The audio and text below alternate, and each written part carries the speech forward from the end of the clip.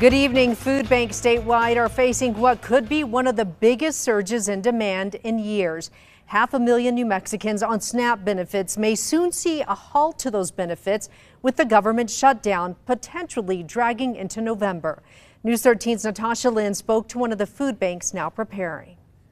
The primary food bank for 9 northern New Mexico counties, the Food Depot, is bracing for tens of thousands of more people in their service area who might need more help if the federal government shutdown is still in effect November 1st, when SNAP benefits are expected to be put on hold.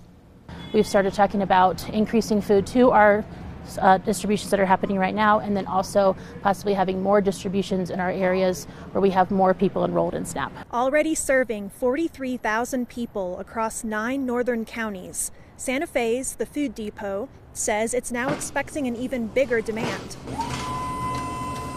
That's because 31,000 people on SNAP benefits in their coverage area may soon face a cut to those benefits due to the government shutdown. We know that 40% of families that are on SNAP also use food banks. So in November, people will have more need for food banks than they already do. So we are anticipating increased lines because people won't have those SNAP dollars. The Food Depot sees most of its clients from Santa Fe, Rio Arriba, San Miguel, and Taos counties, and has already felt increased demand since July, when newer work requirement rules went into effect. While they've leaned on state funding to help buy more food, the Food Depot says it'll likely need more help by the next legislative session. So when there is increased need, we're thankful that we have a lot of funds from the state. We have a lot of donors that support us, and so we just increase the amount of food that we're ordering into the food bank. Facing continued surges in demand, the Food Depot says it's still confident they'll be able to keep up with northern New Mexico's needs. But they say the kinds of foods they'll offer may soon differ slightly from what's normally offered.